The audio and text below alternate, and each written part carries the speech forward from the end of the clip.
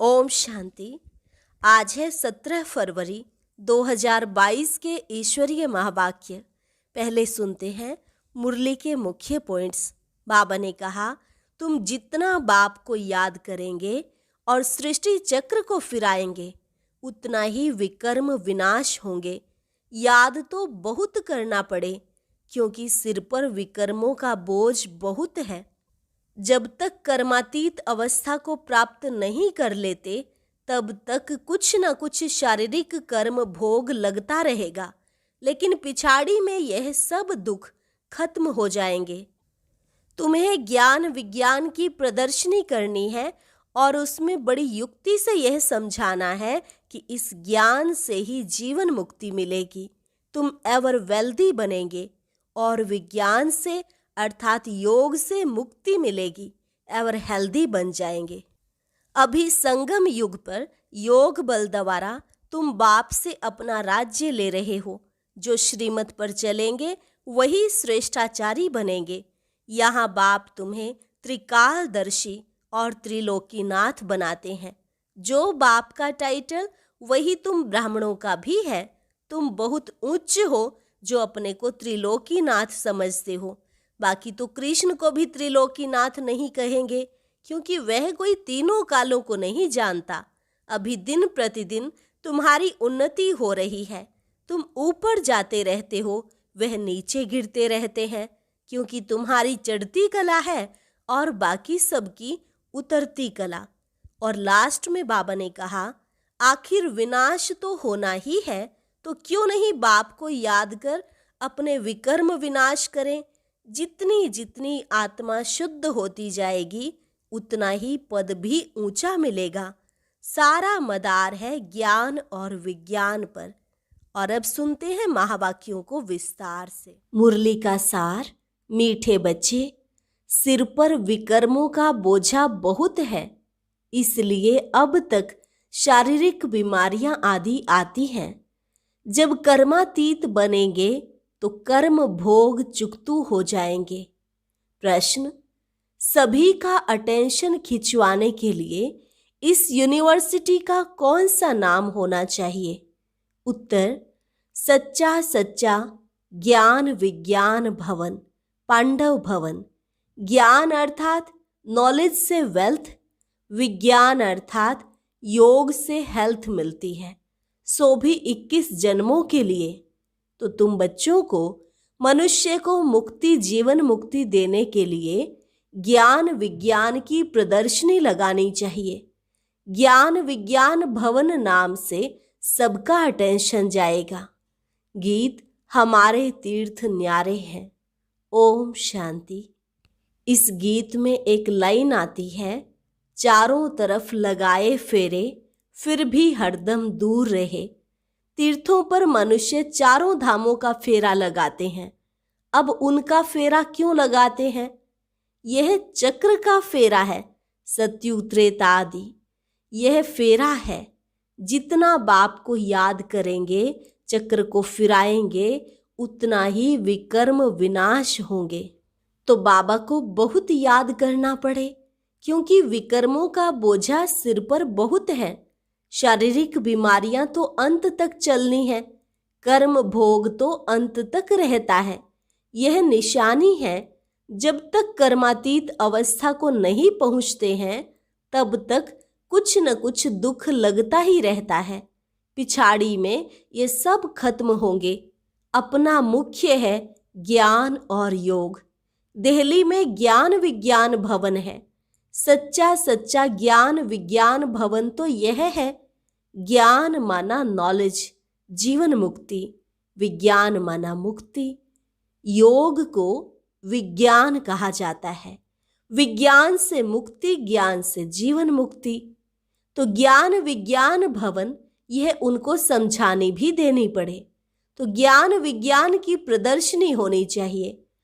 उस ज्ञान विज्ञान भवन में तो सभी मनुष्य और फॉरेनर्स आदि आकर के भारत का यह सहज योग और ज्ञान समझें। मनुष्य तो परमात्मा को सर्वव्यापी कहते हैं। जैसे हम लिखते हैं रियल गीता, वैसे लिखना पड़े ज्ञान विज्ञान भवन। बाबा डायरेक्शन देते हैं कि रियल ज्ञान विज्ञान भवन, पांडव भवन नाम लगा दो तो क्लियर हो जाएगा। फिर साथ में यह भी लिखो कि ज्ञान से जीवन मुक्ति एवर वेल्दी, और विज्ञान अथवा योग से एवर हेल्दी कैसे हैं सो आकर समझो। जब समझेंगे तो कहेंगे बरोबर प्रैक्टिकल में यह देवी देवता पद सुख शांति का मिल रहा है। एक को समझाने की बात नहीं, इस पर प्रदर्शनी मेला करो तो हजारों आकर समझेंगे। बाबा युक्ति बताते हैं, झट कपड़े पर प्रिंट किया और लगा दिया। कुछ भी बनाने में देरी नहीं लगती है। चित्र हमारे बहुत अच्छे हैं, कोई भी देसी चाहे विदेशी आकर समझे। बाबा कहते हैं सृष्टि चक्र का चित्र बहुत बड़ा बनाना चाहिए, उसके बाजू में फिर विराट रूप का चित्र हो, ऊपर में चोटी। सिर्फ शिव नहीं, त्रिमूर्ति तो जरूर हो, क्योंकि सिद्ध करना है ब्रह्मा द्वारा स्थापना। यह ब्राह्मण ही पुनर्जन्म में आने वाले हैं। ब्राह्मण सो देवता, देवता सो क्षत्रिय। यह अच्छा चित्र बनाकर बाजू में रखना चाहिए तो समझाने में सहज हो जाए। इस ज्ञान योग से स्वर्ग कैसे बनता है, यह ब्राह्मण अडोप्टेड हैं। प्रजापिता ब्रह्मा द्वारा ब्राह्मण रचे। समझाने की बड़ी युक्ति चाहिए, सबको निमंत्रण भेजना चाहिए। चित्रों पर समझाना तो बहुत सहज है। परम पिता परमात्मा द्वारा राजयोग सीख नई राजधानी स्थापन हो रही है। यह ब्रह्मा कुमार कुमारियां कोटों में कोई बनते हैं, उनमें भी आश्चर्यवत पशंती सुनंती कथंती भागंती हो जाते हैं। यहाँ गरीब भी हैं तो साहूकार भी हैं, तो बीच वाले भी हैं। साहूकार जल्दी नहीं उठ सकते। बाबा ने तो समझा दिया है कि ज्ञान यज्ञ में अनेक प्रकार के विघ्न तो पड़ेंगे, बहुत अत्याचार होंगे। कामेशु क्रोधेशु है ना, विष न मिलने के कारण मारते हैं। कन्याओं को भी शादी के लिए बहुत मारते हैं। बाबा तो कहते हैं जो श्रीमत पर चलेंगे वो श्रेष्ठाचारी बनेंगे। बाबा आते ही हैं पतित भ्रष्टाचारी दुनिया में। इस रावण राज्य में पहले काम महाशत्रु है। श्रेष्ठाचारी राज्य को तो कहा जाता है संपूर्ण निर्विकारी, उनमें विकार होता ही नहीं। तब यह प्रश्न भी नहीं उठ सकता कि वहां पैदाइश कैसे होगी। अरे राम राज्य में विष होता ही नहीं, यह तो रावण राज्य है, तब तो रावण को जलाते हैं। इस समय श्रेष्ठाचारी कोई हो न सके। श्रेष्ठाचारी बनाना एक परमपिता परमात्मा का ही काम है।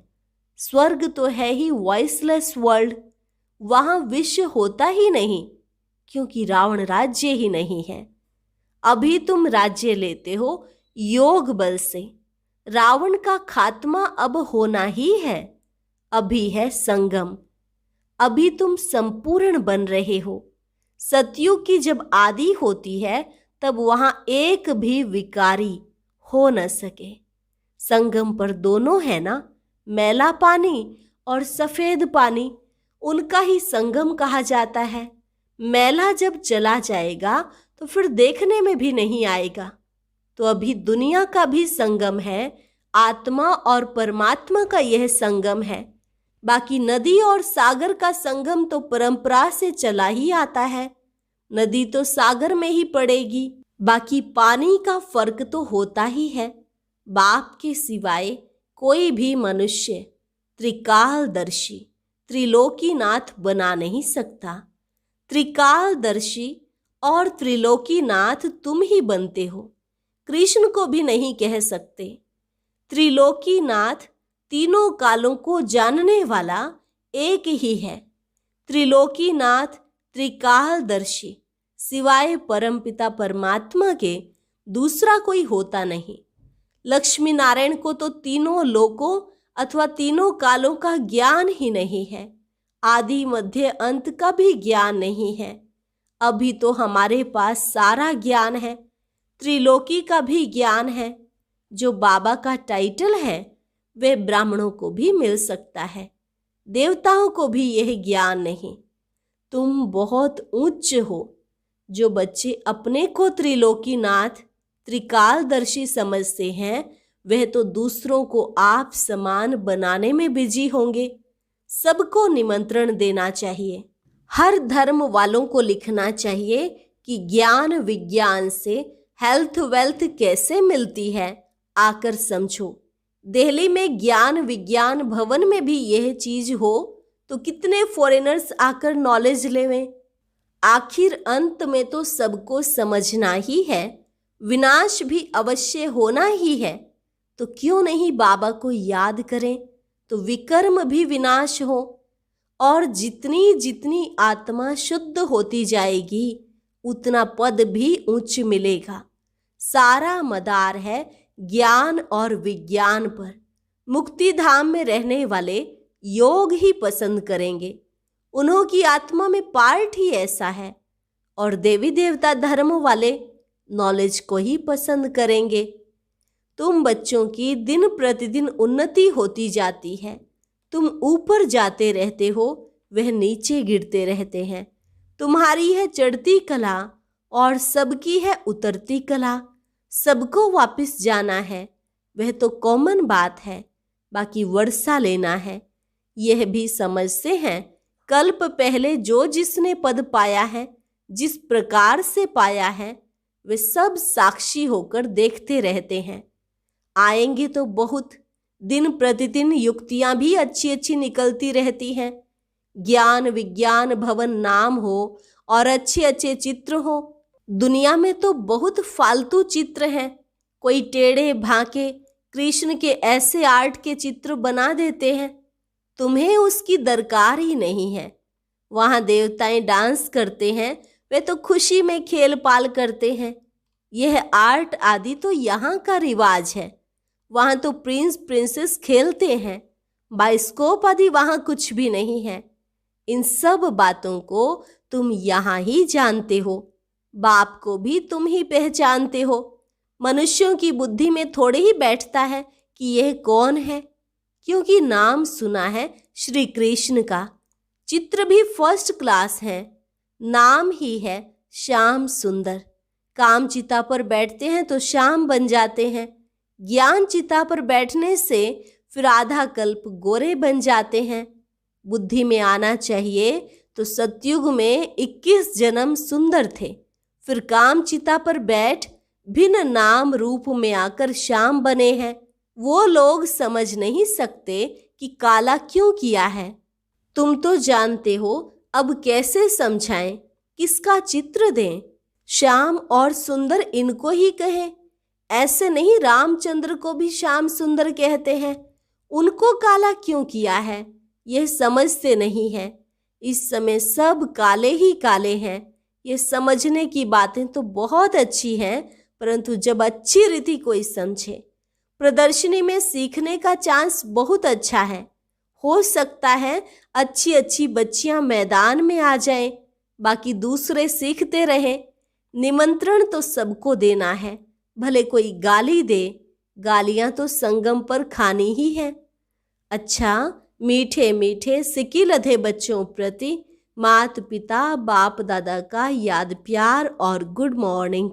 रूहानी बाप की रूहानी बच्चों को नमस्ते।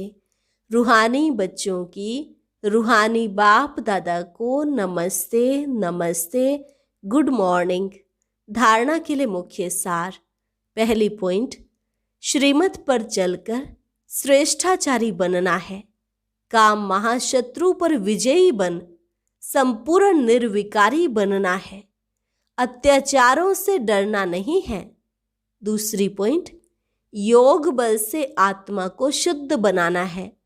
त्रिकालदर्शी त्रिलोकीनाथ बन दूसरों को आप समान बनाने की सेवा में बिजी रहना है। सब धर्म वालों को संदेश जरूर देना है। वरदान, स्नेह के रिटर्न में स्वयं को टर्न करने वाले। सच्चे स्नेही सो समान भव। स्नेह के रिटर्न में स्वयं को टर्न करने वाले। सच्चे स्नेही सो समान भव। बाप का बच्चों से अति स्नेह है, इसलिए स्नेही की कमी देख नहीं सकते। बाप बच्चों को अपने समान संपन्न और संपूर्ण देखना चाहते हैं। ऐसे आप बच्चे भी कहते हो कि बाबा को हम स्नेह का रिटर्न क्या दें, तो बाप बच्चों से यही रिटर्न चाहते हैं कि स्वयं को टर्न कर लो, स्वयं को बदल लो, स्नेह में कमजोरियों का त्याग कर दो। भक्त तो सिर उतार कर रखने के लिए तैयार हो जाते हैं। आप शरीर का सिर नहीं उतारो, लेकिन रावण का सिर उतार दो। थोड़ी भी कमजोरी का सिर नहीं रखो। स्लोगन: हर कर्म करते साक्षीपन की सीट पर रहो तो बाप आपका साथी बन जाएगा। हर कर्म करते साक्षीपन की सीट पर रहो तो बाप आपका साथी बन जाएगा। मातेश्वरी जी के अनमोल महावाक्य। संपूर्ण पुरुषार्थ की सिद्धि 21 जन्म सुख की प्रालब्ध। देखो, परमात्मा के साथ इतना संपूर्ण संबंध जोड़ना है जो 21 जन्मों के लिए सुख प्राप्त हो जाए। यह है पुरुषार्थ की सिद्धि। परंतु 21 जन्म का नाम सुन ठंडे मत पड़ जाना। 21 जन्मों के लिए इतना इसी समय पुरुषार्थ भी करें, फिर भी 21 जन्मों के बाद गिरना ही है तो सिद्धि क्या हुई। परंतु ड्रामा के अंदर आत्माओं की जितनी सर्वोत्तम सिद्धि मुकर्रर है वो तो मिलेगी ना। बाप तो आए हमें संपूर्ण स्टेज पर पहुंचा देते हैं, परंतु हम बच्चे बाबा को भूल जाते हैं तो जरूर गिरेंगे। इसमें बाप का कोई दोष नहीं। अब कमी हुई तो हम बच्चों की।